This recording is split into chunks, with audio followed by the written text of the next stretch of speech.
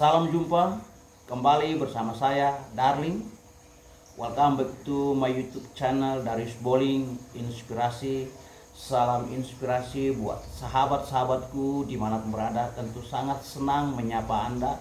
Pada kesempatan yang berbahagia ini saya mau menyampaikan satu topik, yaitu antara waktu dan uang.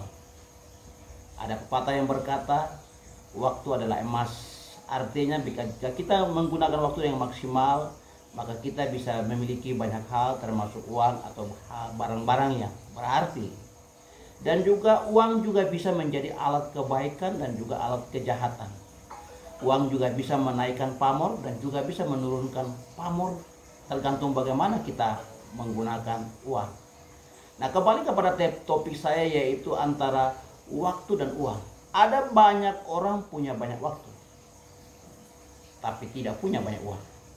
Mereka adalah golongan pengangguran.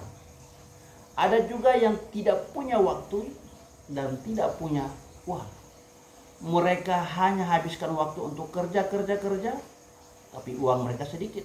Mereka adalah karyawan biasa yang bekerja siang malam, bahkan lembur, tidak punya waktu buat diri dan keluarga, tapi uang mereka pas-pasan karena banyak kebutuhan.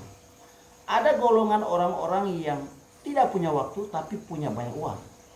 Mereka adalah eksekutif, pengusaha. Mereka menghabiskan waktu dengan kerja, hampir tidak punya waktu buat keluarga, bahkan diri mereka sendiri, tapi mereka punya banyak uang. Ada juga golongan orang-orang yang punya banyak waktu dan juga banyak uang. Siapa mereka? Mereka adalah para investor. Mereka hanya sedikit bekerja tapi banyak uang dan juga banyak waktu. Anda berada di golongan yang mana? Pertama, kedua, ketiga, atau keempat?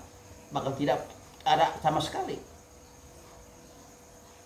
Setiap orang, setiap manusia hidup dalam waktu yang sama, yaitu 24 jam. Tidak ada orang hidup dalam 25 jam atau 23 jam, tapi setiap kita hidup dalam 24 jam. Tuhan memberikan waktu dalam 24 jam. Tapi kenapa ada orang yang sukses, ada orang yang biasa-biasa dan tidak ada apa-apa sama sekali? Itu kembali kepada penggunaan uang, penggunaan waktu maksud saya. Tapi ada orang yang punya banyak uang, begitu tenar, begitu bersedekah karena banyak uang. Tapi ada orang yang hancur karena uang. Dengan uang dia melakukan apa saja, termasuk hal-hal yang tidak baik, sehingga dengan uang bukan menjadi dia jadi baik, malah dia jadi tidak baik. Sebagaimana tadi saya katakan bahwa uang bisa menjadi alat kejahatan dan juga menjadi alat kebaikan. Dengan uang Anda bisa melakukan apa saja untuk menolong orang, tapi dengan uang bisa menghancurkan diri kita karena kita melakukan hal-hal yang tidak baik. Sahabat-sahabat inspirasi di mana berada, gunakan waktu dengan sebaik mungkin.